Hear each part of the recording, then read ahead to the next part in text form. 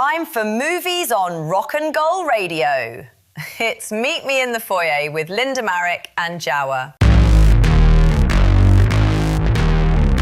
Meet Me in the Foyer. Hello, welcome. Thank you for choosing to meet me in the foyer again. A wise choice at this time of year as we all look for some respite from the heat, somewhere that has air conditioning, and somewhere that provides escape from the mundanity of daily life and the World Cup if you're not a football fan. In fact, if you're not a sports fan at all, this is the perfect place for you, as currently you're being harangued and harassed by World Cup football, Test cricket, Tour de France cycling, tennis at Wimbledon, and the Formula One British Grand Prix.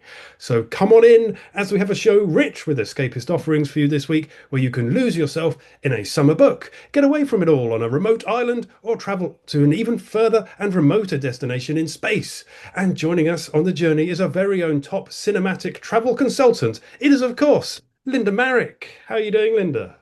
I'm very well, thank you. Actually, I'm lying. I'm not well. I have the worst bout of hay fever, so I can barely see anything. But I don't really want to moan, obviously. But yeah, we soldier on. I'll try and soldier on. So yeah, Excellent. it's been an interesting week. This is the time of the year that I hate the most because I get really affected by hay fever. It's really boring. You don't want to listen to this. You're here to hear about films, not to hear me moan about hay fever. Oh, but you have our sympathies anyway. How are you? I'm not bad. Yeah, no, not bad at all. Slightly nervous that we're on the verge of another heat wave, but God. although you'll be escaping it all, flying to more across the heat sea. waves. Well, this is true. Yes. Yeah. But yeah, I don't. I think I've looked at the weather forecast. It looks like, but when you go abroad, everyone has AC, so it's not so it's not so shocking when you are somewhere where they're really used to the heat. So yeah. And as every dad will tell you, it's the humidity, not the heat, that gets you. So hopefully, in your far-flung holiday destination, well-deserved, will be slightly more bearable than we might have to endure next week. But not as bad as last heat wave. I've got my fingers crossed for, at least. Well, we're used to it now. Well, yes, is it. We're all acclimatized. We're a whole country now. Didn't you know? We'll all be devastated when the cold weather comes back again. Yeah. But we can moan about that as well. So that's fine. Of course. It is Britain after all. So yes, movies is what we're here for. And what movies are you bringing us this week, Linda? I shall be reviewing My Father's Island, the summer book, and the new Minions movie. Excellent. I just one guess as to which is my favorite movie of the week out of those three. Oh, do we get to hear the reviews before we guess? Yeah. Actually, yes. Let's do that. Okay. I think cool. you're gonna know. You're gonna know. And of course, I'll be bringing you a recommendation in the form of a classic movie, and we've got the movie news, and as always, the box office top 10. So let's begin at the box office. Meet Me in the Foyer. So the box office top 10 as it stands as we record at number 10. Still in the top 10, just will it be there next week? Who knows? But it's made a mint anyway. It's Michael on its 10th week in the charts. Made 52.7 million in the UK alone. And subscribe to our Patreon to hear Linda's review. Above that, this is one for Linda, really, not for my bad pronunciation. It's Les Liaisons Dangereuses, National Theatre Live. Dangerous Liaison. I mean, yeah, I actually quite like that people use the French title for it. Yeah. Oh, well, look forward to... Made famous by Glenn Close and who was... Malkovich? Malkovich, yeah. Yeah. And, I'm blanking on the other lady now. Pfeiffer. Yeah, Michelle Pfeiffer. Yeah. Right. Oh, well, if you like the use of foreign titles, look forward to my introduction to one of your films later in the show. At number 8, it's Backrooms. It's been out for 5 weeks. And once again, subscribe to that Patreon to catch Linda's review, and that's made 12.3 million at the UK box office. A success story all round. Yeah. At 7, it's something called Bleach, Thousand-Year Blood War, The Calamity, that's been out for a week. It's made £210,000 and is apparently a Japanese anime TV series. Never heard of it. Nope, those are right. But heard of this one, unfortunately, because at number 6, it's Scary Movie. It's been with us for a month. Starting to feel like an infestation rather than a release, and it's made just about 9 million at the UK box office alone. And if you want to catch Linda's warning, go to that Patreon that I keep describing. And, go see better movies. This is not the one. Exactly. Awful. I mean, generally, I did not laugh once. Not if funny. if you want horror comedy, just go and see Scream. Exactly. Above that, another one of the new so-called golden age of horror. It's Obsession at number 5. That's been with us for 7 weeks. Linda's review is on Patreon, and that's made 16.5 million at the box office in the UK alone, which is just wonderful and mind-blowing in equal measure. Yeah. I mean, seeing that all the people who worked on it had got paid absolute peanuts because they signed the contract and they had no idea the film was going to do so well. But then again, like if you do get, you do have a sense that your film is going to do well from just like early rushes, really. But yeah, well, apparently after all the moaning, I know the art director moaned about being paid something ridiculous like $10,000 for their work. And they've now decided that all of the everyone who worked on the film is going to get a pay increase because the film's done so well. So all well that ends well. Absolutely. And I mean, the prestige alone for working on Obsession must be worth the salary, I'd have said. You can't really pay your mortgage with prestige. Well, this is true, yes. So, We all like a bit of bunts at the end of the day. At number 4 this week, it's Jackass, The Best and Last. It's a new release. It's been out in a week, and it's made 781,000 at the UK box office. It is what it is. Yeah, let's move on. Although just to say, I hadn't realised that it's a sort of compilation, isn't it? It's a sort of old and new movie, which is I mean, it's a really popular thing, and I really used to love Jackass in the old days. Really, really loved everyone involved with it, and I'm actually quite surprised. I think this is the last film I'm going to get from them. It also feels like it's only like maybe Steve-O who's still properly like that, has that kind of punk rock attitude towards the whole thing. I mean, yeah. Fair enough. Something more appealing at number 3. It's Disclosure Day. It's been out for 3 weeks. It's made 10 million in the UK, and you can find Lynn's review. That's right, on the Patreon. Now, above that, I have to say, unfortunately, at number 2, it's Supergirl. It's first week on release. It's made 2.7 million at the UK box office. And it's being reported as something of a disappointing return. Really. How disappointing? I mean, I don't think it's as bad as people say. And I just, it is what it is. What annoys me the most is that amongst all of the nonsense and the sort of the like the lukewarm reception, there's also been like some review bombing from the far right, because they see it as a film that's like trying to shove wokeness into their face. I hate all that. I just find it also childish, and when did we start judging movies like this? Really, why do you care if a story is woke or not? Just enjoy it for what it is, And I'd rather movies woke than full of like hateful sort of imagery or hateful politics. What's wrong with trying to empower women, empower young girls? And the majority of these people will eventually get married and have kids and have girls, and they'd want them to be the best they can be. And I genuinely don't get it at all. No. So yeah. And it's a good comparison with my classic film that'll come later in the show. That this isn't a film which could have been a male actor. You know, they've not changed it. It's not as if Wonder Woman or Supergirl they've put a woman in it. You know, if you're surprised, you've been confused, and you need to seek attention. Don't. It's shadow boxing. A bit like a lot of film bros genuinely needs some education. They don't seem to understand that if you don't like something, just go watch something else. You don't need to review on something if you don't like it. And also, like, most of them haven't even seen the movie, so yes, no, absolutely, they're the worst of all people, the people who judge it even though they haven't seen it.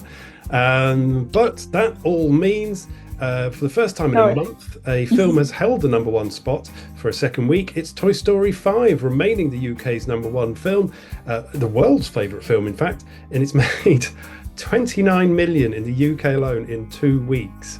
I'm surprised. I mean, I am surprised, because that number is just crazy. You know, I think it took The Devil Wears Prada 2 something like a month to make that figure. So yeah, that's just crazy. But no, wonderful to see. And you can catch Linda's review, which was on last week's show, on the Patreon, of course. I can't! It's unresponded! I have plastic fingers! It's good to be back. Shiny! What? Nothing. Someone needs a brown marker. It's been too long, Woody. Came here as fast as I could after Jesse called for help. Oh, thank you! We've got it handled. Look, star, deputy, me, no star. Oh, hey, Buzz, what is that? What? Where? Ow. Hey. I'm gonna let this device know how things are run around here. Try to stay calm, Jesse. And the definition of calm. That's not gonna work. I want to talk to you, device. Not touching, Jessica. Oh, no. She used the J word. Scandal. Hi! Oh, come on! Just getting away, Buzz! Enjoy the garage, Stuffalo Bill. Stuffalo Bill. First we were playing, and then the world started changing. No. Are we getting donated? Donut. No, sweetie. Donated. Bonnie doesn't want to play with toys anymore. She needs me. Jesse, you know Bonnie better than anyone. What does your gut say? Bonnie still needs us. Our time ain't over yet. We're gonna need backup. Affirmative, Commander. No way. Come on, Bullseye! Hey, wait for us! You got a friend in Clear! Disney and Pixar's Toy Story 5. Only in theaters June 19th. Tickets available now. I just think, it's just really lovely. Don't listen to like the very few reviewers who hated it. It's not really worth even mentioning, to be honest with you. I just think it's a really lovely movie. There's a reason why people love these movies. They're very self-aware. They know who they are. They know who these characters are. The writers are so good at what they do and so brilliant at judging everything so perfectly. And I genuinely I'm just so happy that it's doing well and it's not a complete flop, so it's good. Yeah, it's certainly, it's an absolute smash, and it's getting, I don't want to mention this show every week, but the other film review show, the premiere film review show, what some might say, of the country, or at least the oldest, they've been absolutely shredding it week in, week out, and all of their listener reviews have also been very negative, but it's telling that all of those people writing in and being very critical of it are of a certain age. They're not kids. So yeah, it's a kids movie after all. You can't. I know, like, if you grew up with something and it's it feels very precious to you, it's very hard to let go. It's very hard to sort of let it go to the next generation. And if you don't get that kind of same fuzzy feeling towards it, it's the one thing that's likely to sort of stop you from liking it. I think it's really good. I'm seeing it with the eyes of the people who it was intended for, and they really love it. Yeah, So. absolutely. It's like they didn't get the message from previous Toy Story films that you had to pass your toys on to the next generation. Yeah. But with all of that, that is number one, and that is the box office top 10 for this week. And also, just to say, it's review proof. Toy Story is review proof. They don't really like, whether you like it or not. That's beside the point. Actually, I think this one is better than the number 4. Oh. I thought it was better than number 4. But anyway. Fair enough. I'm looking forward to seeing it. That's the opinion that matters, Linda. Right. Meet me in the foyer. So, yes, let's move on to a review. And if you love the idea of reading and maybe joining a book club, but find actually picking up a novel and reading the words as well as turning the pages all by yourself too arduous, a chore perhaps, then we may have the answer for you as Linda brings us a review of our next film that has been out in the world for quite a while now, having appeared at the BFI London Film Festival back in October of 2024, and has only now found distribution in the UK. In fact, since then, director Charlie McDowell has made and released another film in 2025's Lurker. Regardless, let's settle down in a comfy chair as Linda goes all literary critic and brings us a chapter from the summer book. What do you think there's more of? Stars in the sky or fish in the sea? My guess would be stars in the sky. Me too, but I would not want to count them.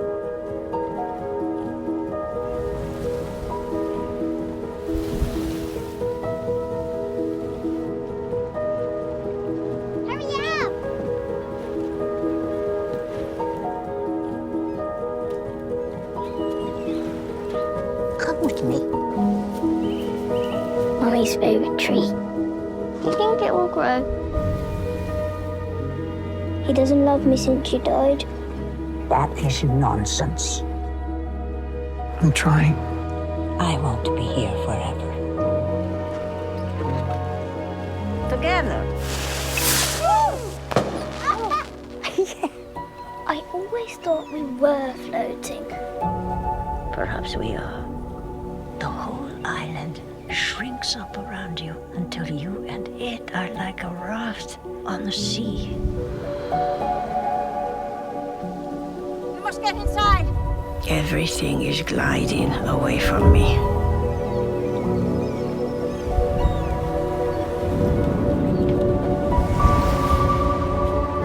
And usually I don't care.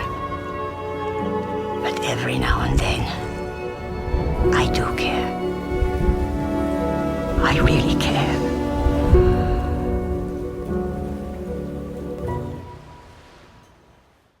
I couldn't remember whether I reviewed Lurker or not. I know I reviewed it in text. I know I reviewed it for online, but I don't know if I did I review it for the show? It's funny you say that because I thought you had, and then I checked and you hadn't. So, but I thought you had as well. So, maybe I just talked about it in passing. Yeah, I do. So weird. I have definitely reviewed it, just not for the show. So yeah, he is actually the son of Malcolm McDowell, which I didn't know. Yeah, I am. Very interesting because I genuinely thought oh yeah, McDowell. Maybe it's just a coincidence, but no, I looked it up and yeah, he's and his mum is Candice Bergen, I think. Oh wow. If I'm not wrong, yeah, I feel like that's his mum. That's a hell of heritage. Hang on. Yeah, I know. The Book of Summer. Let's just look it up. I'm really sorry. I know I should have done that way before. Yeah, so Charlie McDowell is the son of, Mary Steenburgen. Oh. Yeah, Mary Steenburgen. So Malcolm McDowell and Mary Steenburgen. So yeah, just as well I checked. Yeah, he's born in 1983. He's he's doing really good actually. He's actually a really decent filmmaker, and I really loved Lurker. I thought Lurker was just it's a film that really understands dynamics between young people and young popular people, specifically in this era of social media and where fame is the token by which you count how important you are in life. So yeah, anyway, also, yeah, just in passing, he's also married to Lily Collins. And his stepfather is Ted Danson. So, he comes perfectly formed like a Hollywood nepo baby, but an extremely talented Hollywood nepo baby. So yeah, so his film is this is an adaptation of Tove Jansson's beloved classic film, The Summer Book. And if you've heard of Tove Jansson, I didn't know his name, but I know that he's the creator of the Moomins. Oh, really? Yeah, and this is an adaptation of a book he released in 1972, and it stars Glenn Close. So it stars Finnish 9-year-old Emily Matthews, who her character's Finnish. Emily Matthews in her debut role, she plays Sophia, and she is spending the summer with her grandmother, played by Glenn Close, and her father, who was in The Worst Person in the World. Joachim Trier's The Worst Person in the World, absolutely fabulous film, fantastic movie, one of my favorite movies for the last 10 years. So she is spending time with her grandmother, and it's the summer, but also it is in Finland, and it's an English language movie, but sort of where they speak with these kind of weirdy accents, like they usually tend to do when adapting a text from sort of far up north, let's say. And it's kind of set in the summer, but it's cold, and it's beautiful, and it's a really gorgeous area of Finland, and it's around midsummer time, and Sophia's mum has just died. We don't actually know how she's died, and her grieving father is trying to sort of explore the loss of his family, of his young family, and with the nature, and he's trying to sort of form more bonds with his mother, this sort of really interesting woman who supposedly is responsible for bringing the girls into the Scouts movement. She is famous for it, and her daughter. You hear her having this conversation with her granddaughter about female empowerment, how before Baden-Powell and everyone else who created the Scouts weren't really interested in involving the girls, and she and everyone who came to her support allowed girls to join the Scouts, and allowed them to sort of experience what life is like in nature, and having the right to sleep in a tent whenever you feel like it. It's just really, really lovely. It's got really good sort of sentiments behind it. It is really life affirming. It's gorgeous. It's really beautifully told, and Glenn Close is incredible. I was extremely impressed by Emily Matthews' performance. I think it's quite a heavy role for such a young actress. And again, Anders Danielsen is really, I just think he's such a wonderful actor. You can really tell, he's trying to sort of keep it together and not let on that he's really suffering from having lost his wife. And because when you have children, you really have to keep a stiff upper lip regardless of anything. I just thought this was really well done and really sweet, and did so much to sort of make me want to sort of put on my hiking boots and go and explore and sort of the summer isn't just about, they are by the water and everything, but summer isn't just about summer holidays and sort of going out for meals and stuff. Summer is about going and exploring places that otherwise you cannot explore any other time of the year because it's darker and it's colder and it's the nature is really sort of harsh around that time. So I really loved this. I really, really loved this. And I just thought it's about so much more than what it says it's about. And again, Glenn Close can do no wrong. I don't understand why this movie why it's taken 2 years for this movie to be released, and it's not even being released just yet. I just happened to have been given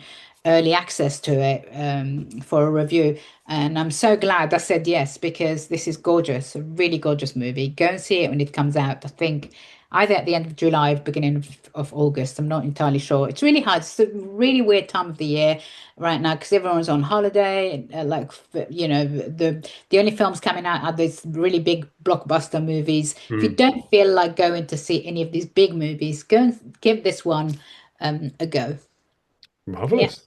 Yeah, I mean, yes, you can certainly tell it's been a while in release because Anders Danielsen Lee has made 5 films since this one on his filmography, including Sentimental Value, which of course was hugely praised. And I should have looked at a picture, because the minute I looked at a picture of McDowell, he just looks exactly. He looks like him. Yeah, you can just so see that he's Malcolm's son. It's remarkable.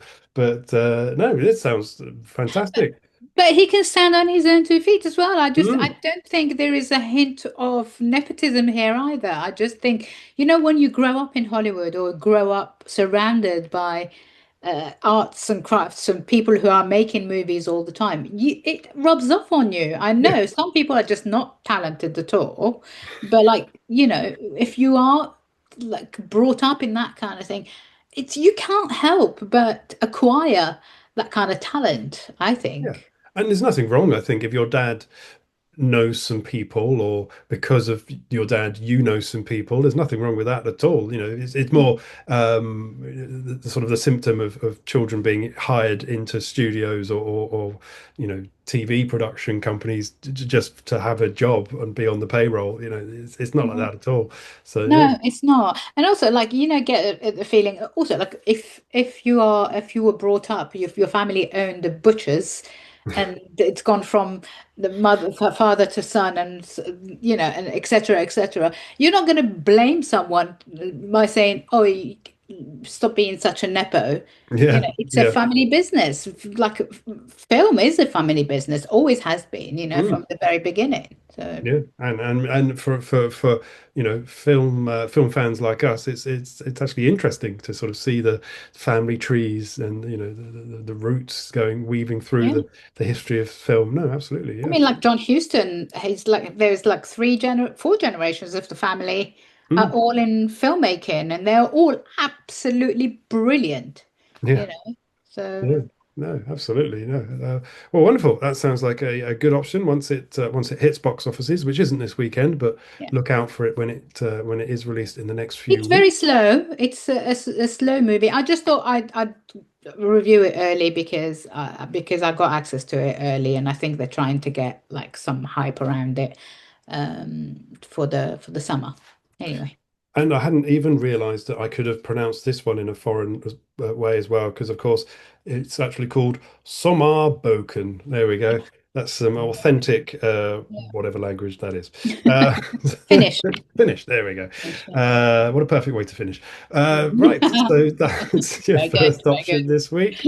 Time now for a bit of movie news. Meet me in the foyer.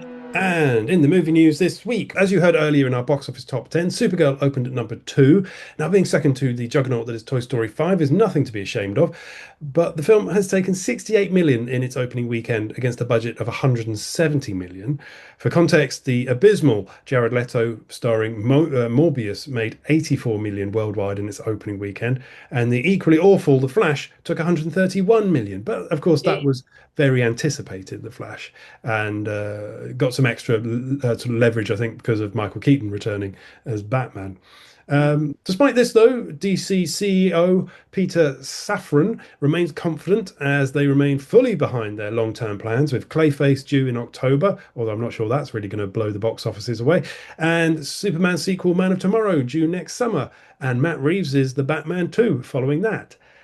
Despite saying I liked Lars and the Real Go though last week and Their Finest Hours, I can't help but think that Craig Gillespie was the wrong man for the director's duties on Supergirl. Yeah, I agree. So, I mean, not necessarily that's why it's opened. I think it's come I think they've timed it badly as well because it's come directly after Disclosure Day and Toy Story. And, unless you just go to the cinema every week, I think. Yeah, I kind of feel like if you've made the jump from Marvel to DC in really big fanfare and like very sort of you made such a big thing out of it. Don't just like get James Gunn to just do one movie and then you know give the rest of it to someone like Craig Gillespie, who I think is a good director. I don't understand why it feels like sabotage. Yes. You know? Yeah. Bad planning again from DC, really. I Yeah. kind of think maybe they should have pushed it back a month. And yes, it would have then clashed with the Odyssey, but Odyssey will be big, but I can't imagine everyone's going to be going to see the Odyssey. I can't imagine too many teenagers going, hell yeah, let's go see that ancient Greek tale in IMAX. But I could be wrong, Anyway, it's out, and hopefully it'll start to recoup. Right, many have been surprised that Barbarian and Weapons director Zach Cregger has ended up directing the next Resident Evil film in a franchise that has so far produced no good entries in a series of 7 previous movies. However, Cregger, a huge fan of the video game series the films were inspired by, said that it was his choice to direct and that he approached the rights owners. He promised a film that is very much his, but set in the Resident Evil world, and you can see if it's a success from September 18th. I mean, I love the video game series Resident Evil, but the films are just awful. So, Well, I don't think I've watched any of them. I don't know. I just cannot remember the last time I watched any Resident Evil film at all.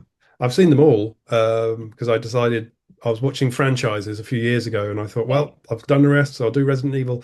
The last one, to be fair, Raccoon City, was probably the best one, but that's a pretty low bar. Right.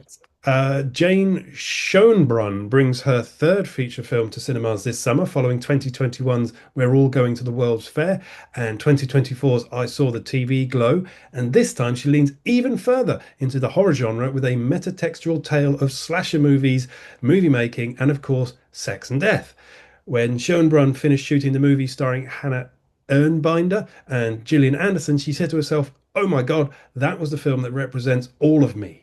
She's a director who brings these subtextual, transsexual tales present in so many previous horror movies, such as Psycho and Silence of the Lambs, to the forefront, and you can witness her latest offering yourself from August 21st. Good. I'm looking forward to it. I did get several invites to early screenings for that. I just could not. I sometimes like seeing things too much in advance is not great, especially a film like that. It was in Cannes, this movie, and it's been widely reviewed as well. So I think I'll wait till week of release. So, okay. Yeah. I mean, it's got some super good reviews at Cannes. Yeah. Well, I know my partner will be very envious that you were offered tickets but didn't go, because she's been looking forward to this for at least a year. Oh, really? Oh. Yeah. So yes, whether I'll be dragged along to that, I don't know. Well, let's see. Producer J.J. Abrams has said that the David Robert Mitchell directed The End of Oak Street is a different dinosaur movie to those that have gone before, most notably, of course, the Jurassic Park films, as this new film starring Anne Hathaway and Ewan McGregor sees the prehistoric predators in suburbia rather than a far-flung jungle-covered island. Will this latest location bring energy and excitement to the cinema subgenre and create a distinguished experience for the extinct? Time will tell once this film hits cinemas on the 14th of August. And penultimate news, brilliant actor, whatever anyone else says, Paul Dano is set to star in horror director Parker Finn's remake of Possession. He joins a cast featuring Margaret Qualley and Callum Turner in the remake of Andrzej Zalowski's 1981 chiller. Could this be another addition to the current golden period of horror films we're experiencing? We'll have to wait and see. And finally, I picked this one up. It just appealed to me. Many die-hard films claim 1993 was the last of the old-school Glastonbury festivals. It was before phone masts, biometric tickets, and wall-to-wall coverage changed the music event forever. To celebrate the special year in the festival's history, a digitally restored film is screening in cinemas across the UK, showing scenes from 1993 this summer. The original director of Glastonbury the movie, Rob Mahoney, recorded footage at the event over 4 days with a group of 30 young filmmakers, which has now been restored using the latest technology. He said, "The music, the magic, the midsummer madness, no voiceover, no talking heads, no presenter telling you how to feel, just Glastonbury as it was." Mahoney said the festival's on the cusp of being its original free-form, free-for-all, mad, chaotic environment to becoming considered a world-class music festival. And I know what it means. I went in 97 and 98 and it had changed a bit. There were more of me there, more middle-class students having a weekend away. But there still weren't mobile phones and there still weren't satellite coverage. It had moved over to the BBC, but it was still pretty crazy. I think it really changed as we came into the 21st century and it became a much more generic music festival. So I'm really looking forward to catching this in cinemas this summer. Same. I'm really looking forward to it. I don't think but this is did you say it was digitally restored, digitally restored. Okay, right, very nice. And there were some great bands on in '93. Not least of all, The Verve played an amazing set back in '93. So wasn't Rage Against the Machine the same year? Oh yeah, they might have been actually. Yeah, I think so. Yeah. I just remember watching it at home. It was like the first year. I went to Glastonbury every year after that until like the early 2000s and then stopped going. Yeah. It got super expensive. Yes. Yeah, I remember the second time I went, we were all like, we're going to do this every year. We never went back. It just becomes too difficult. What year did you go? 97, 98. I went then. Blur played that year. Yes, 98. yes, Blur played 98. Yeah.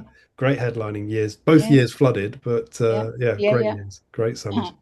On that lovely reminiscence, that is the end of the movie news for this week. Meet me in the foyer. Review time, and we return to the Despicable Me franchise for a barely believable 7th time. This week with the release of the third Minions prequel movie.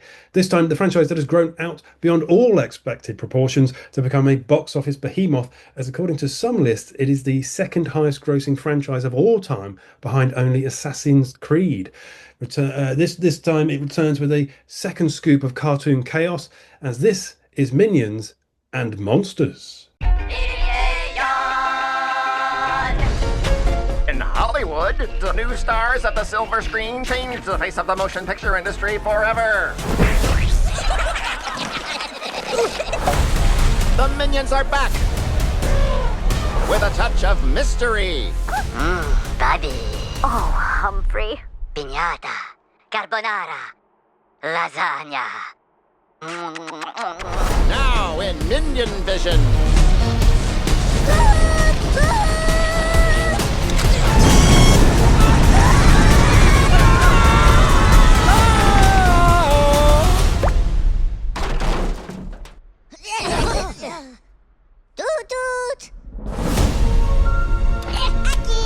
James, you have a real gift for filmmaking.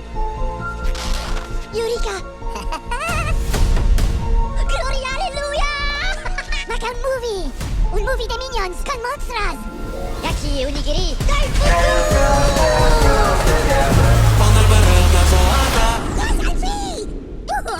Okay. I'm Gary Orkham Oliver Magma Ichabod the Deceiver. But my friends just call me Goomby for short. I know the perfect monster for your movie. Let's go. Dapu for you.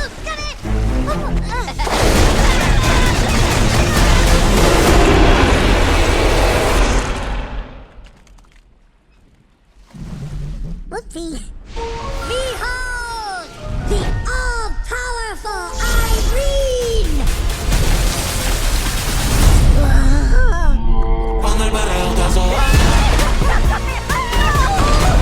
She is gonna destroy everything on the planet!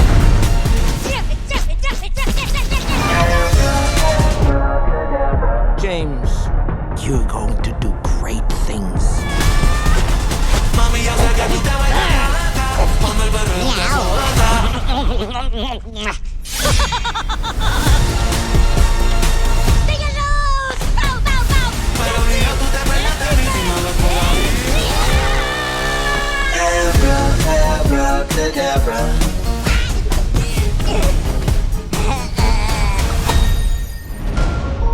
Linda. If I told you this movie managed what films like Babylon didn't manage, you wouldn't believe me. No. This is, to me, one of the greatest movies about old Hollywood ever made. It is fun. It is very, very, very clever. The references are like non-stop. The sort of old movie references, the understanding of the whole of like Hollywood mysticism, you know, like the Hollywood has got its kind of like its own history, feeds off its own history. When you see what Hollywood has become nowadays, it's kind of sad. But like at the beginning of Hollywood, during the studio era, you went there to make your life. You moved from whatever small town you were from, and as soon as you entered Hollywood, you became someone. Even if you didn't make it big, you were no longer that person from a small town. And I feel like that's what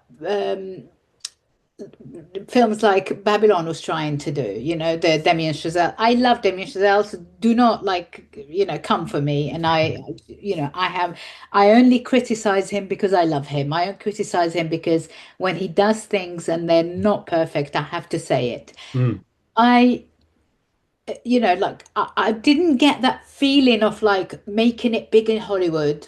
It felt like a movie about drugs. It felt like a movie about sort of someone who's like on a high of something, and it was almost like a Scarface story. Do you know what I mean? Like like the sort of building him up and then like to the top, and then making him sort of into this kind of really monstrous person. The Minions managed to do that whilst keeping us really rooting for their character, for these little characters.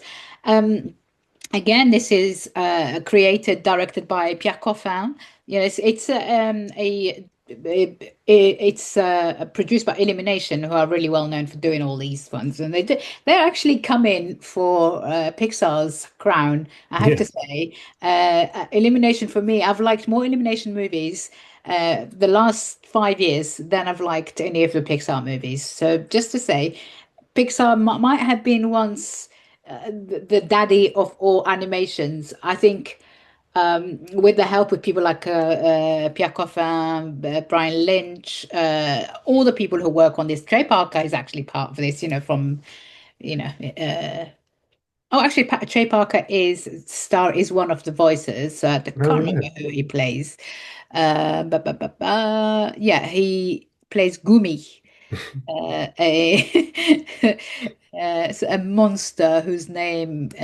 His full name is Gary Orcam Oliver Magma Ichhood, the Deceiver.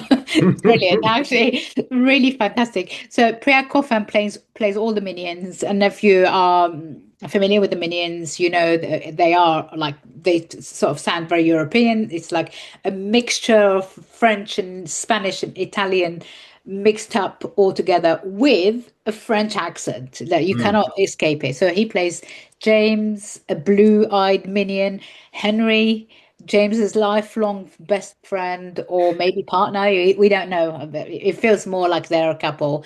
He plays also Ed, who is the deaf minions and who communicates with the other two in sign language, and just such a wonderful way of instilling in kids those kind of ideas of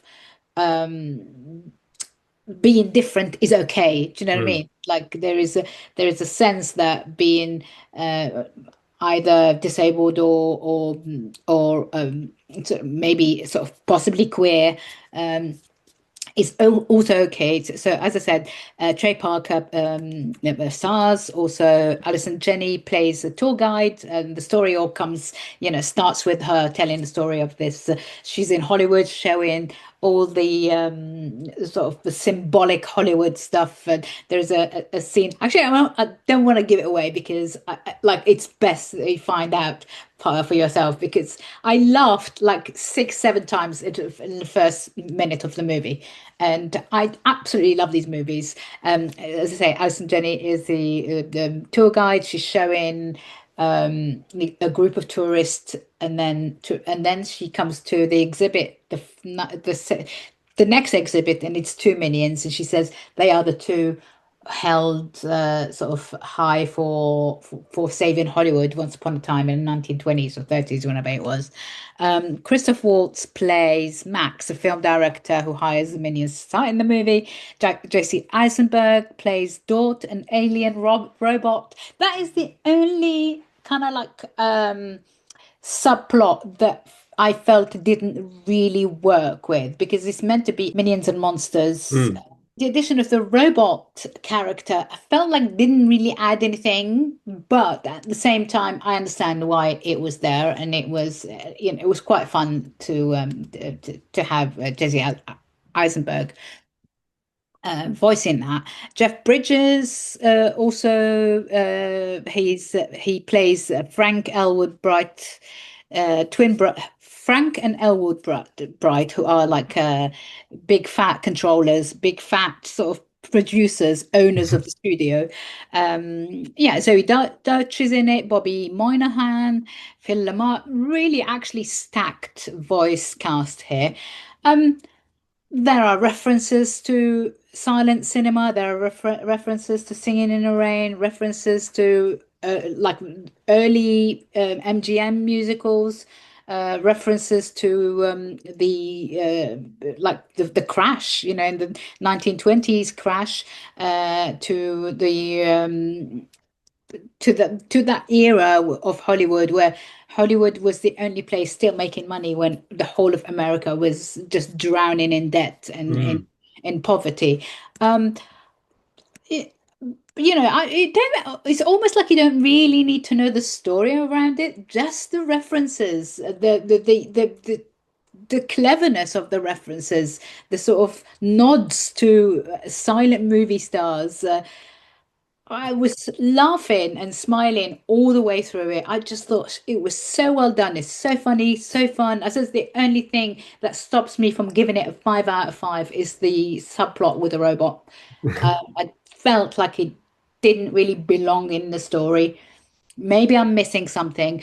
There's also like talk of suffragettes. Zoey Deutch plays this kind of this suffragette who falls in love with a robot. And, lovely movie. Really, really lovely. It's been a very long time since I said positive stuff about a movie that tries to explains why Hollywood will never be just a place. It is a place where dreams are made, and it will forever be that.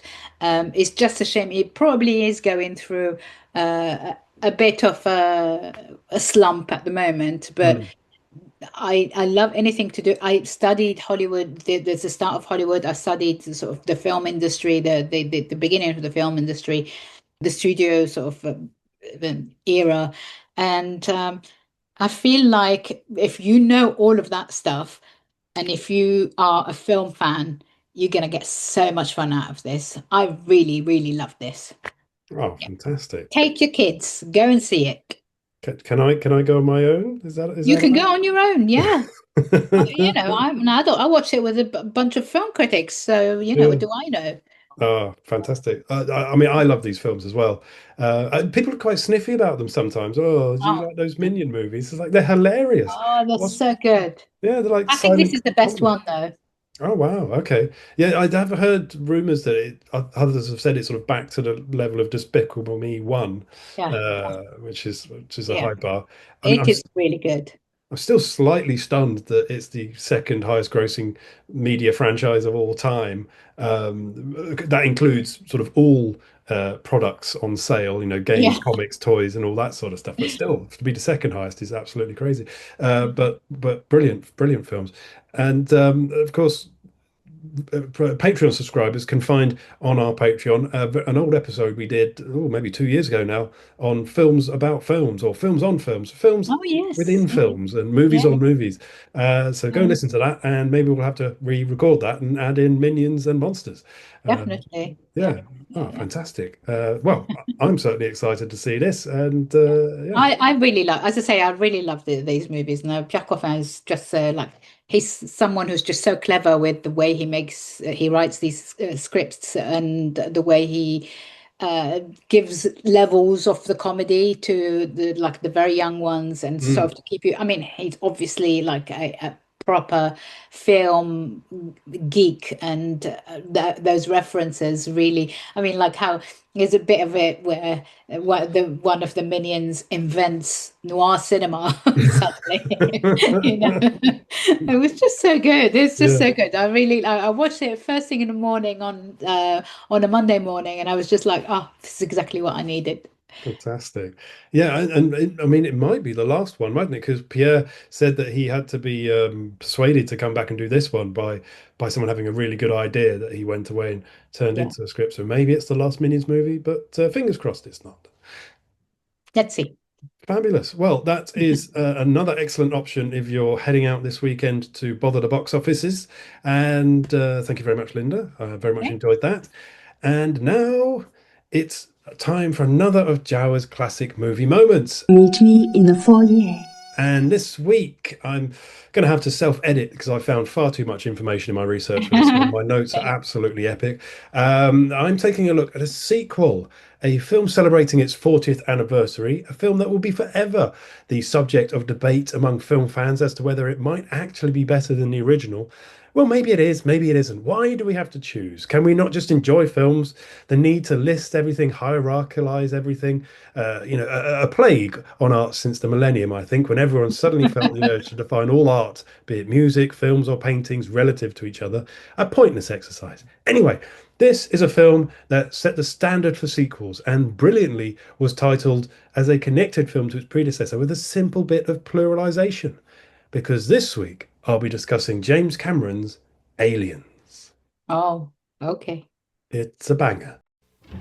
Just tell me one thing, Burke. You're going out there to destroy them, right? Not to study, not to bring back, but to wipe them out. That's the plan. All right, people, on the ready line. Are you me? Yeah! Are you me? Yeah! Are you me? Get on the ready line, Marine! Get something to die! Get on the ready line!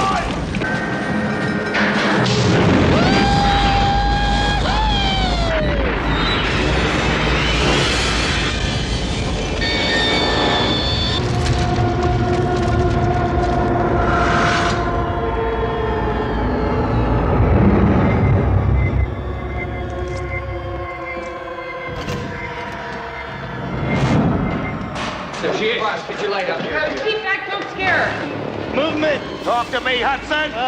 I got signals. I got readings in front and behind. There's nothing back here. Look, I'm telling you, there's something moving and it ain't us. Get them out of there!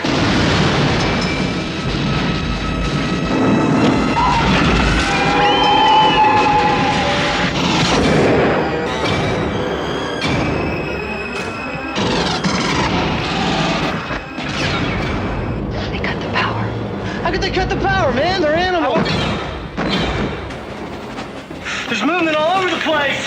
5 meters, man.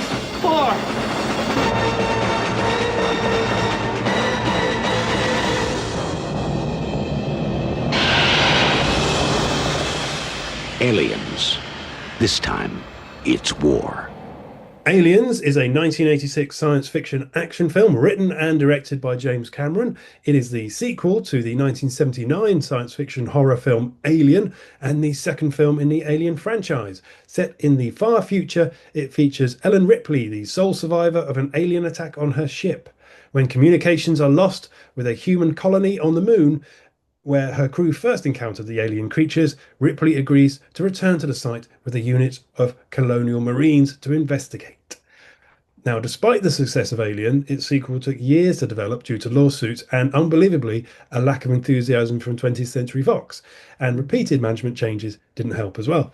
Although relatively inexperienced, Cameron was hired to write a story for Aliens in 1983 on the strength of his scripts for The Terminator, which came out in 1984, and Rambo: First Blood Part 2, which came out in 1985. The project stalled, though, until new Fox executive Lawrence Gordonson pursued a sequel. The film's development was tumultuous and rife, to say the least, with conflicts between Cameron and the British crew at Pinewood Studios. Yikes. Yes, notorious, I think, is the word for that. I think that it might be the inspiration for, I don't know if you ever saw the Dawn French and Jennifer Saunders Titanic spoof. They had their James Cameron character walking around with a shotgun, threatening to shoot anyone who didn't act the way you wanted. And I kind of think that rep came from Aliens. So strange, because when you come across him, he's kind of a gentle soul, really.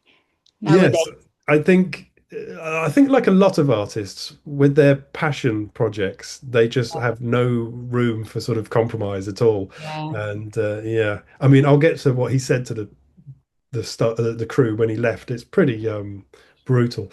But yeah, so Sigourney Weaver stars as Ellen Ripley, the survivor of an alien attack on her ship, the Nostromo. Michael Biehn as Dwayne Hicks, a corporal in the Colonial Marines. Paul Reiser is Carter J. Burke, a Weyland-Yutani corporate representative. Lance Henriksen is Bishop, an android aboard the Sulaco.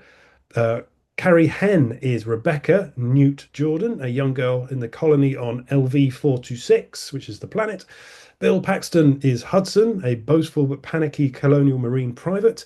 William Hope is Gorman, the Marines' inexperienced commanding officer. Rico Ross is Frost, a private in the Colonial Marines.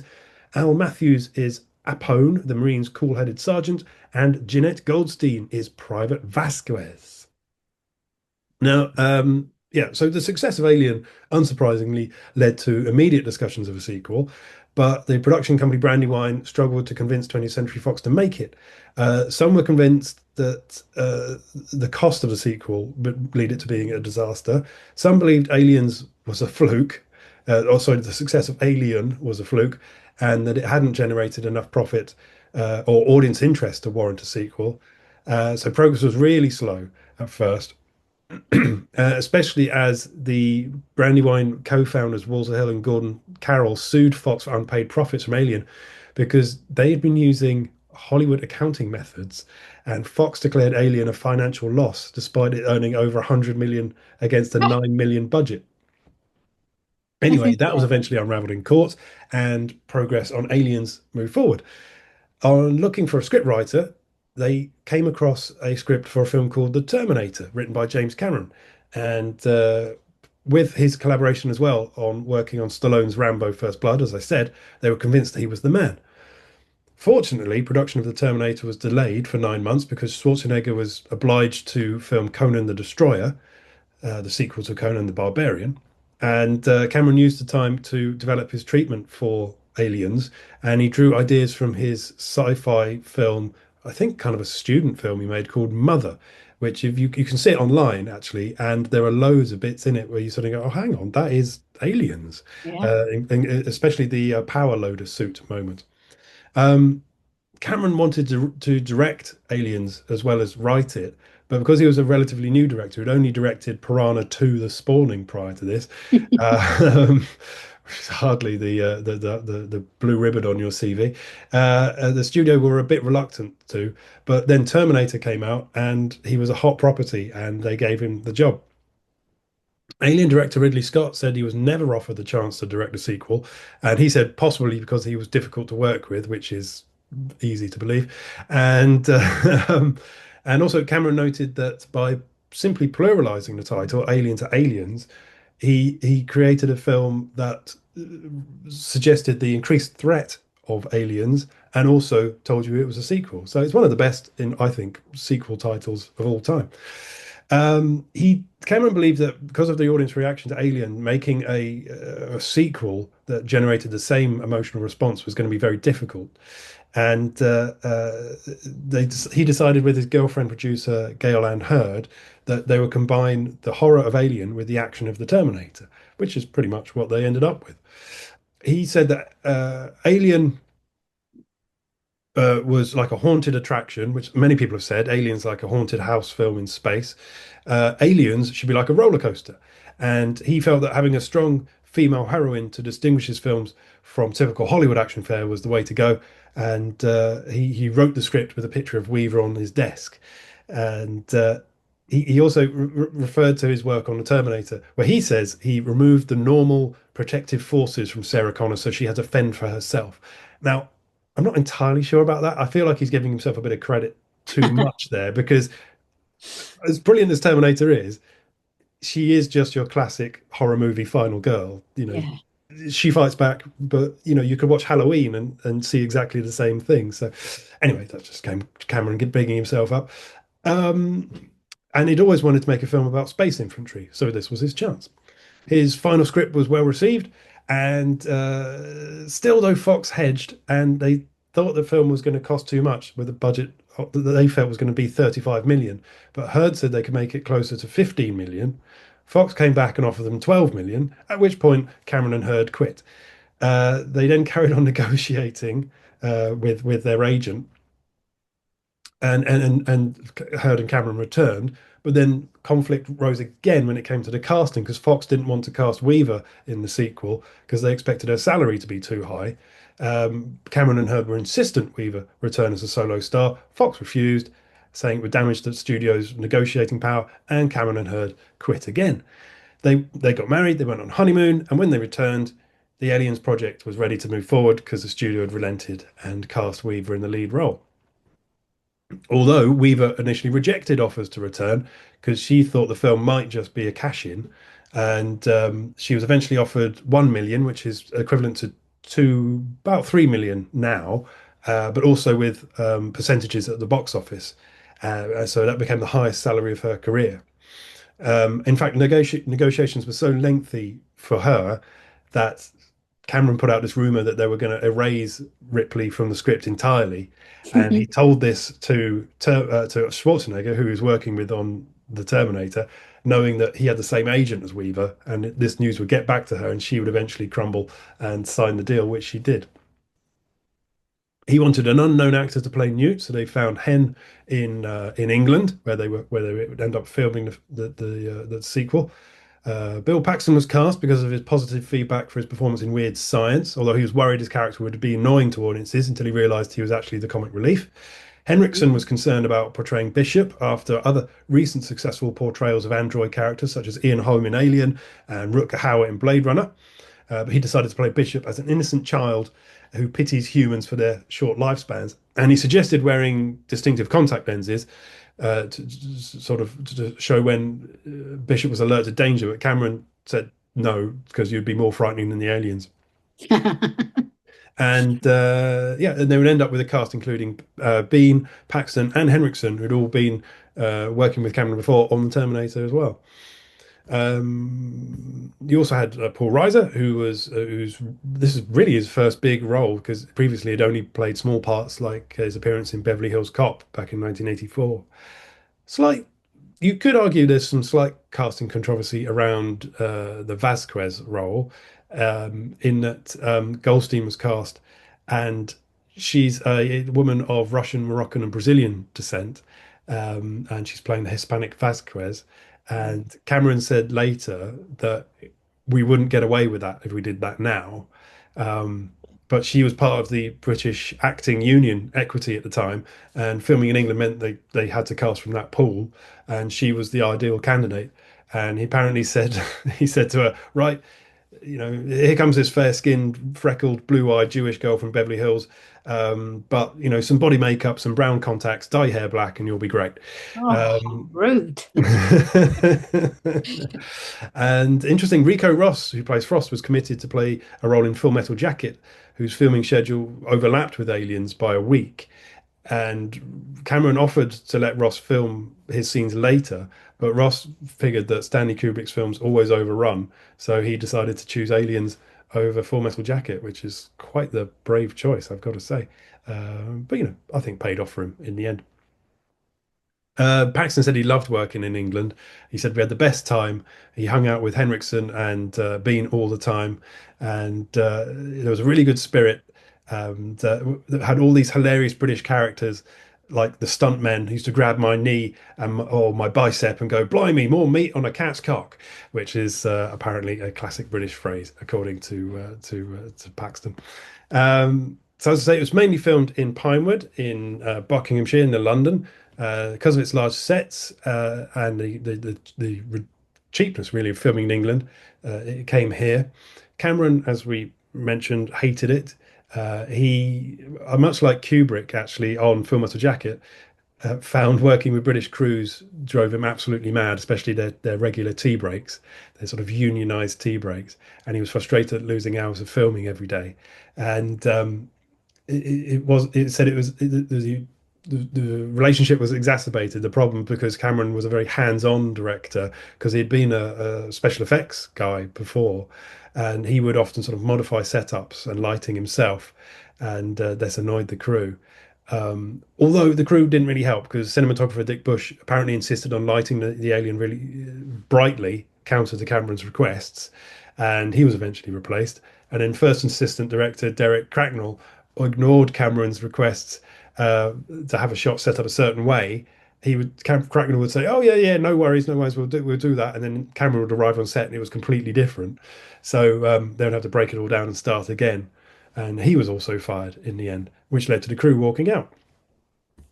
So I said it'll come to this. When filming concluded at Pinewood, Cameron told the crew, "This has been a long and difficult shoot, fraught by many problems, but the one thing that kept me going through all of it was the certain knowledge that one day I would drive out of the gate of Pinewood and never come back, and you sorry bastards would still be here." And he went on to describe the crew as lazy, insolent and arrogant, although Bill Paxton called the crew's work impeccable, but their attitude more relaxed than the American crews to which he was accustomed.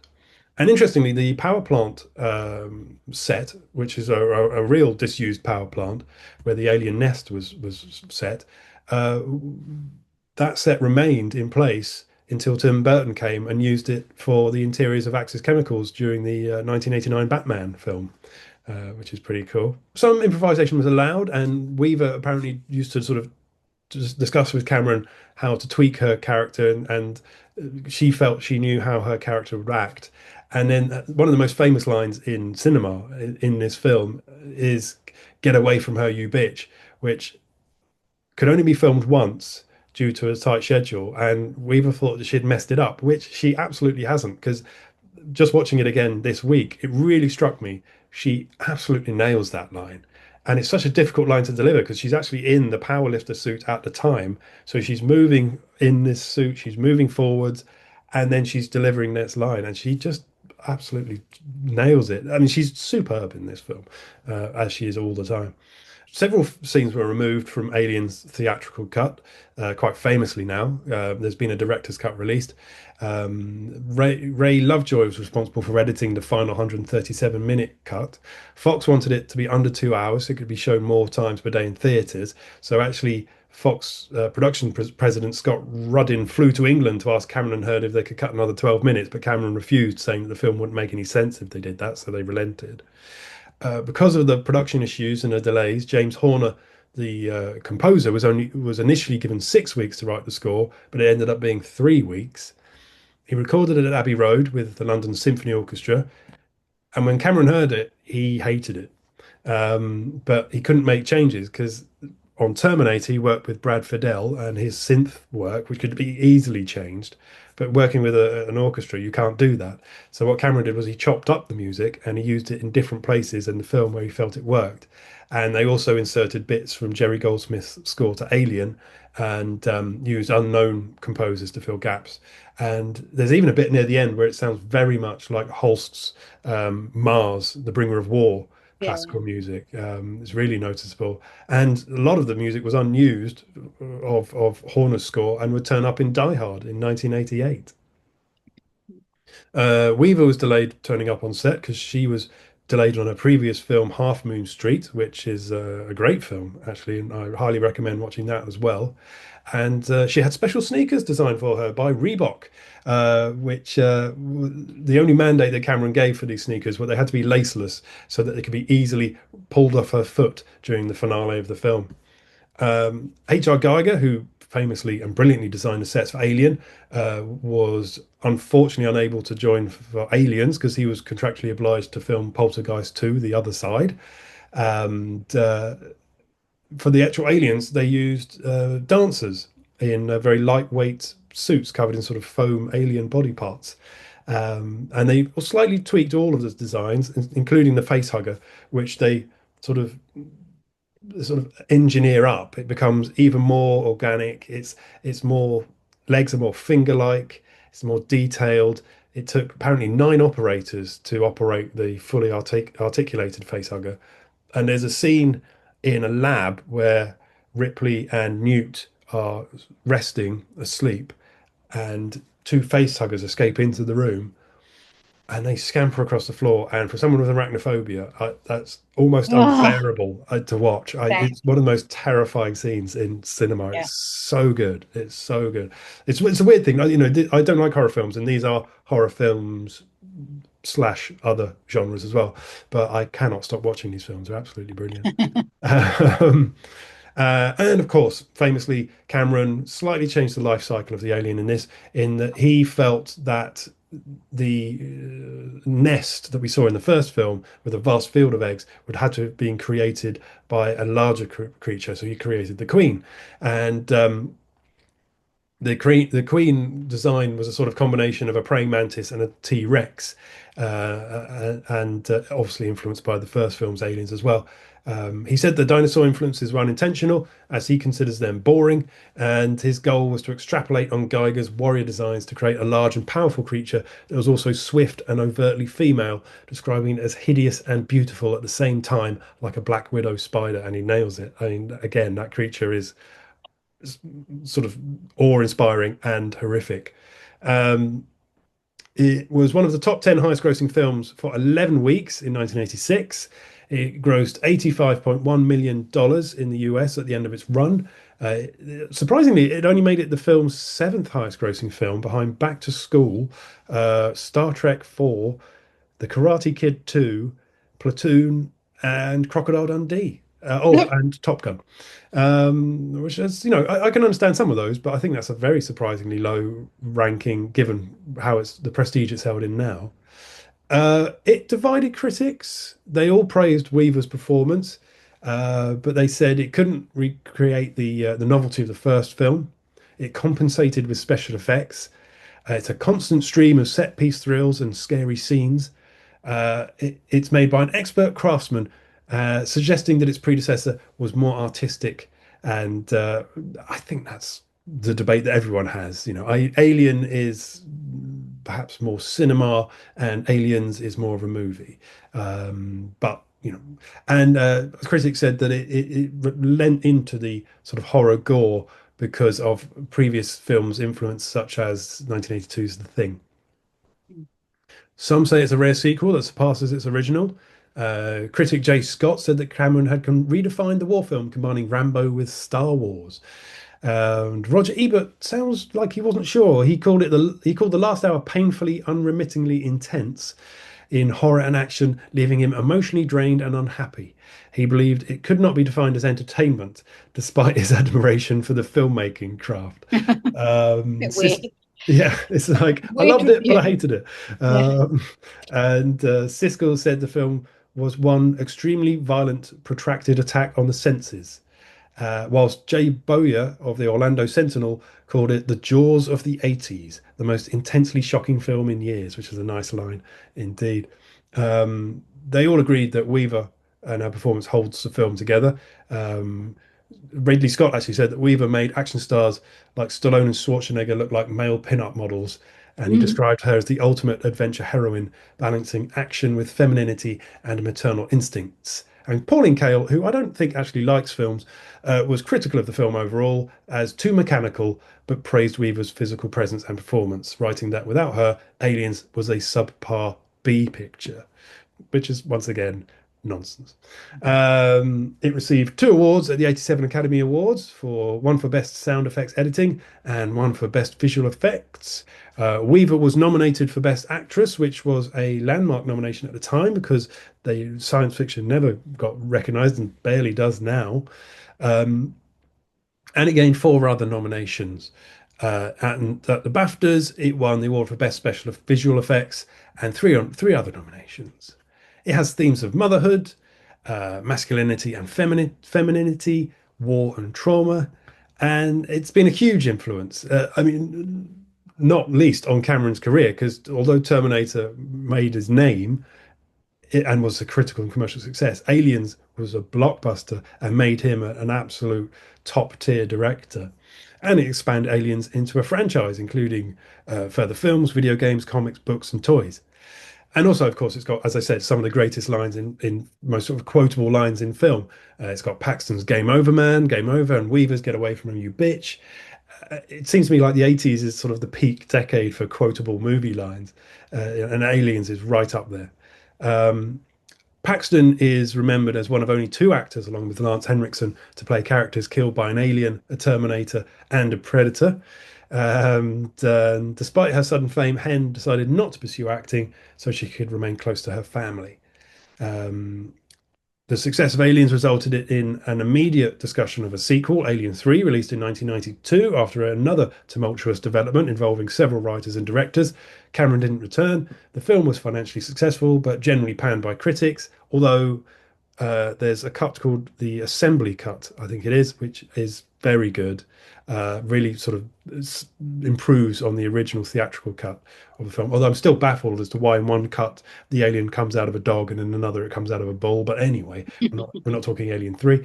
And it was called, Fincher disowned 3, saying it was interfered with by the studio. And that's typical, I think, of studio execs who didn't want to make it Aliens, but then when that was a success, suddenly start going, oh, we're all geniuses. Look at what we did. And then think they need to have creative input in the next film, which is just an absolute disaster waiting to happen. There was a 3rd sequel, Alien Resurrection, in 1997. And then instead of a 4th sequel, the studio made Alien vs. Predator in 2004. Then they made Aliens vs. Predator's Requiem in 2007, which is the least financially successful and worst reviewed film in the franchise. Ridley Scott returned to the series in Prometheus, or with Prometheus in 2012, a prequel to Alien. And then its sequel, Alien and Covenant, a 4th Alien film, was in development, but was cancelled by Walt Disney. And then we got Alien Romulus released in 2024, and we're getting a sequel to that in the future. And there's... Yes, I really enjoyed that. Really looking forward to the sequel. And I like both Prometheus and Covenant. I like both of them. Me too. And I really like the fan edit of Prometheus where they put the deleted scenes in, because it makes so much more sense. And I just wish Scott would do a director's cut release, but he won't for some reason. And last year we got the Alien TV series, Alien Earth, which, despite some sniffy reviews, I really enjoyed. And the director himself directed the 5th episode, I think, which is the absolute peak of the series. Like most films, it wasn't shot in sequence, but for added realism, James Cameron filmed the scene where they first meet the colonial Marines, which is one of the earliest scenes, last, so that the camaraderie of the Marines was realistic, because they spent so much time together. It's interesting that Alien and Aliens, in fact, all the Alien films, are directed by men and have female heroes. And they're created by men. What's also interesting is, of course, that Ripley was supposed to be a man originally, and Ridley Scott changed it to a woman. And I think that just amplifies how brilliant the film is by sort of an unmeasurable degree. Aliens, to me, feels like it's playing a lot on the Snow White story. Because when you first see Ripley, she's sort of frozen in a sort of coffin, a glass coffin. And Ramirez actually calls her Snow White at one point. And I think you could almost see it as a Snow White metaphor, especially with the Marines being the dwarves. And you could also see Snow White as a metaphor for women sort of growing jealous of their daughter's youth and beauty and being replaced in the world. And that kind of ties in with the evil queen alien in the film. And so there's a lot going on there beneath the surface. There's a scene at the beginning where Ripley has a dream about birthing an alien or having a chest burster in her, which is remarkably similar to a scene in The Fly, which came out the same year, which is one of those weird bits of sort of cinema synchronicity. And I wonder, because of these films like Terminator and Alien, where the hero, the savior, is a woman, I wonder whether these are actually representations of men's fear of women's power, because you're living through the 80s where gender relationships and empowerment are changing. And I just wonder whether these men are sort of slightly terrified of what's coming, and so they write these films where they have women almost becoming men in many definitions, but still remaining. I mean, Ripley definitely still sort of maintains her femininity. I think her character is more believable, and her journey through the films more believable than Sarah Connor's in Terminator. Slightly weirdly, though, Ripley does lack agency in the start of this film, because she's manipulated by the company and she's not trusted by her colleagues until she proves herself to them. At which point, unfortunately, it's too late for most of her colleagues, because once again, she's the almost sole survivor. Spoilers. And interestingly, there were very few male heroes in these films. The men are either good but short-sighted or self-interested characters. They're not evil, but they're definitely not heroic. There are a few good men, like Biehn's character in Aliens, but yeah, generally men in the Alien franchise aren't so great and don't do so well. I mean, there's a brilliant line actually where Reiser says to Ripley when he's trying to persuade her to go back. He says, "I work for the company, but don't let that fool you. I'm a really okay guy." He's not. He's a terrible guy. So yeah. I say Ripley remains the lead in all of these films. I think she's rightly considered one of the most significant female protagonists in cinema history, and she's definitely an influence on other female heroes such as Katniss in Hunger Games, Furiosa in Mad Max, Wonder Woman, of course, and her interpretation, Black Widow, and even Elizabeth in Pirates of the Caribbean. So it's definitely one of the greatest sequels ever made. In an era where franchises happened rather than were planned, I think, unlike now. I think Aliens is up there with Godfather Part 2, Back to the Future 2, Toy Story 2. It's one of the greatest sequels ever, and a sequel that stands on its own, and a film that enhances the franchise. And you can watch Scream 2 for a nice meta scene where they discuss sequels and debate the pointlessness of debating which film is better, because it is just a pointless debate. It's a film that made Cameron, or confirmed him as, sort of the king of sci-fi for that period. Something I think he's slightly lost now. It's innovative, it's thrilling without being shallow, it's macho without being toxic, it's feminine without being a sort of feminist maybe, and it allows females to sort of take the lead and strut their stuff without having to be forced into a period costume drama. I love the sets. I love the sets that she starts in, this sort of space base with these tiny utilitarian grey functional sets. And then the ship that the Marines have is like a giant gun flying through space. Yeah, it's brilliant. It's peak 80s action with a sort of slightly odd sexualization and glamour of big guns, muscles, machines, vehicles, cigars, and squaddies who call each other badasses and personalize their kit. It's like a Vietnam film at times. It certainly feels like a sort of a post-Vietnam film with these Marines with all the weapons and all the gear, but they get outgunned or just outfought by this force that they completely underestimate. It even becomes slightly like Full Metal Jacket when they land on the planet and they're moving through a destroyed industrial landscape. And they're always on the alert for attack. And Cameron had this brilliant idea of them carrying a sort of sonar device which pings all the time, which means you've got this silence and just this bing, bing, ping, and you feel yourself sort of breathing more quietly because you're just frightened of the aliens hearing you. It's just so tense and so brilliant. Yeah, I mean, the aliens are grotesque, they're horrifying. The chest bursters, the face huggers, and the xenomorphs are all brilliant, as is the Queen. It's a sci-fi action slasher as the alien works its way through the Marines one by one. We even get a bit of romance a subtle romance, as there is a sort of bond between Ripley and Hicks grows. Ripley becomes the leader. She's calm and determined, but also it's body horror, because you don't just get the chest bursters, but you also get the sort of repulsion at the way reproduction and nature is portrayed in it, with the sort of survival of the fittest, the real brutality of nature.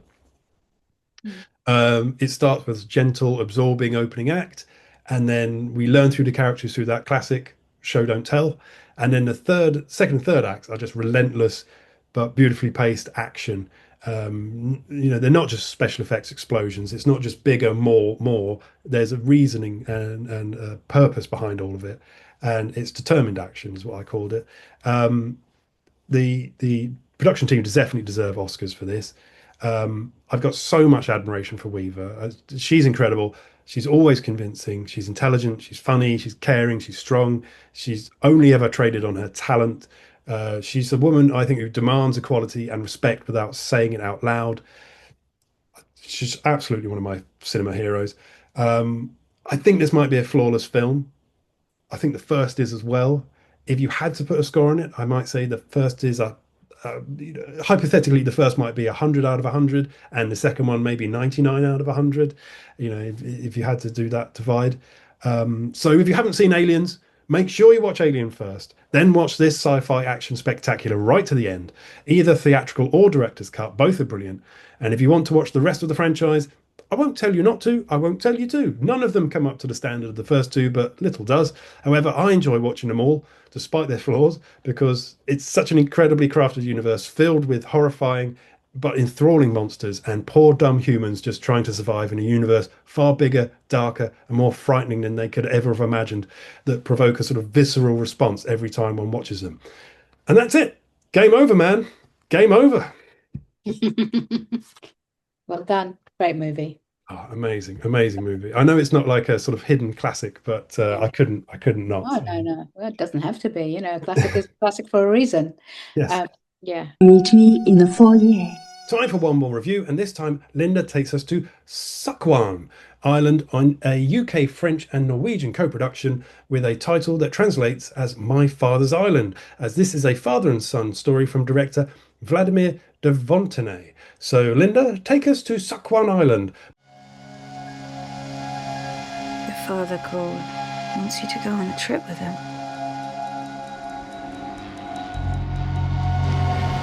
No cars, no cell phones, no people. Our own island. You left as a boy. You'll return as a man. Retour à la vie sauvage. Can you hear me, motherfuckers? Move it around. Hey, baby. How's the island? So beautiful. Does she ever talk about me? Sometimes. Being here with you is going to fix everything. Dad, I think it's raining inside. If we're out of wood, what would happen? You'll die, I'll die. What the fuck is going on? Let's be a bear.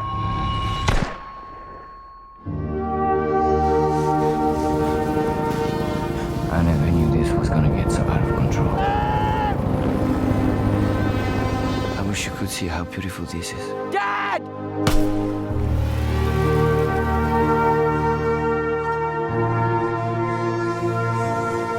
I would never leave you again.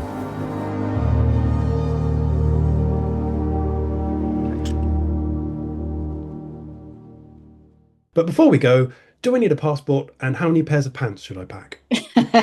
You'll need the layers more than anything else. So the story is supposed to be sort of taking place in Alaska, but it is filmed, I believe, in Norway. Yeah, shot in Norway in I don't know how you say this, fjords. Oh yeah, yeah. The fjords in Norway. And it stars, so it's directed by Vladimir de Fontenay, who's French-US filmmaker, and he's adapting his own screenplay from a novella by David Vance. I hear that it's a really popular novella. I haven't read it myself. The book's called Legend of a Suicide. and it stars Swann Arlaud. If you know who Swann Arlaud, he's very quickly being called the actor's actor. He's extremely popular with everyone. People absolutely adore him. He's a French actor who was, if you remember, he was the solicitor. He was the advocate in Anatomy of a Fall. Have you seen that movie? Yeah. I haven't, no. Everyone just fell in love with him in that. Really fabulous actor who's doing some really wonderful stuff. He had the film in Cannes this year as well. And it also stars Woody Norman, who was in a movie called Come On, Come On in 2021. I actually went to its premiere at the London Film Festival. Really great young actor. He was quite young then, and he's kind of more sort of a teenager here. So the plot is like so in an effort to reconnect with his estranged father, a 13-year-old called Roy, whose mum is British but his dad is French. He agrees to spend a formative year on a remote Sukkwan Island. The film originally was called Sukkwan Island, but then in French it's called My Father's Island, and I think it's being released as My Father's Island in the UK as well. It's kind of deep in the Norwegian fjord, and what begins as a kind of like a bonding session with his dad that he's having this kind of really weird relationship with because of the breakups of the marriage. He doesn't feel particularly close to him. Eventually turns into like a test of survival. They're being attacked by bears. There's illness.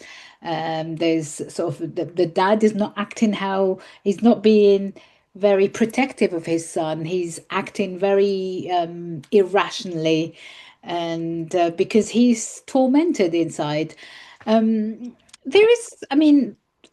There's so much about this film that I really wanted to love, and specifically Swann Arlaud, who I'm like fabulous.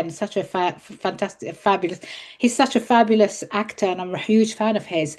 But I feel like this film, having not read the novella, I can't tell you if it's telling the story of novella.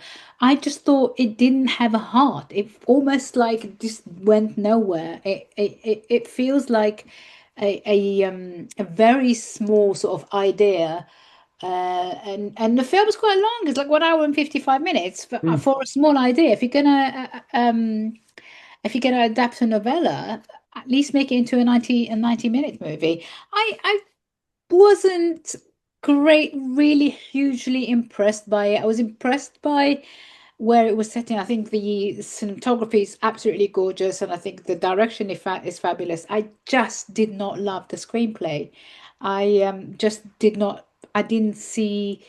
I never, at no moment did I sit there thinking, "Oh, I wonder what's going to happen to these people." I just didn't care about the character. That is good enough for me to say that I didn't really love the movie, unfortunately. So yeah. That's and then now I can tell you what my favorite movie of the week is. And if you guessed it, yes, it is Minions and Monsters. Excellent. My favorite movie, if not my favorite movie of the summer. So, yeah, just really wonderful movie. As I say, like if you love cinema and if you love all the history around cinema and how it was created and the early sort of pioneers of filmmaking, you're gonna love it. Just I have like this. I tend to romanticize early Hollywood quite a bit, and it's not really a good thing to be doing because there are a lot of things that happened in early Hollywood that were pretty ugly and not very nice. And the treatment of women, and the rapes and the sort of but at the same time, because I am such a fan of film, I find it really difficult to turn away from watching a movie about movies. Yeah, I mean, it must have been amazing to be in Hollywood at that time when it actually was a proper industry, and they had studios. That must have been absolutely incredible, but not for everyone. But and the innovations and the new things being invented every 5 minutes. like, creating sort of the tracking shot by putting some railings and, like all of those things, although Hollywood did not really invent things. Hollywood was very lucky that there was two wars in Europe, that Europe's most brilliant filmmakers ended up over there, writing, directing, telling stories, being actors.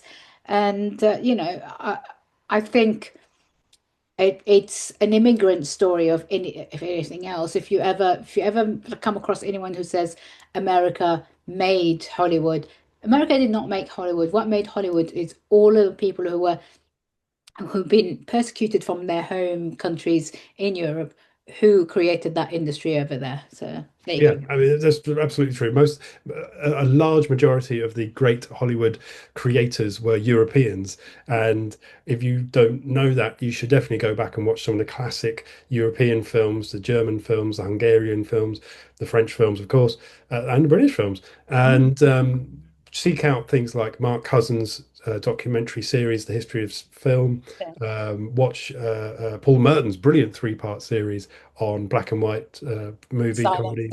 Silent cinema. Yeah, absolutely seek out that, because it is mind-blowing what they were doing back then. And of course, try Babylon. It's not great all the way through, but it has some wonderful moments. And maybe try Chaplin as well. Really, really brings home what the time was like. But yes, we could go on all night, but we must stop eventually. So I have to say that's it for this week. I hope you found a location to your liking and you enjoy a wonderful week away. No holidays for Linda and myself just yet. Or are there? That comes later in the month for me, at least. But don't worry, when we do take a break, a well-deserved break from bringing you all this wonderful movie news, you can continue to spend your time with us by subscribing to our Patreon account, where you'll find all our shows in Director's Cut extended form, plus special shows, and all our reviews curated for you like little mini breaks to refresh and replenish the mind, body, and soul. The show can be found on Acast, Spotify, YouTube, and live on Saturday mornings at 9 a.m. on Rock and Roll Radio. So listen, like, subscribe, tell your friends. And now it just remains for me to say thank you, Linda, for your wonderful company as always. I think it's been especially good this week. And thank you for your reviews, of course. And until then, when I know Linda's taking a little break next week, so enjoy that, refresh yourself, and come back. I'm off on my honeymoon, if you want to know. Congratulations again. And yes, when you've returned from your getaways, we'll see you again. So take care, bon voyage, à bientôt, and bonne chance, my movie chums. Au revoir. Subscribe now to help fans supporting food banks. Go to patreon.com/Rock and Roll Radio and look for your favourite club subscription pages and sign up with your favourite presenter. Rock and Roll Radio. No adverts, no VAR, no limits. Meet me in the foyer. I think it's Andrei Zalowski's. Blimey.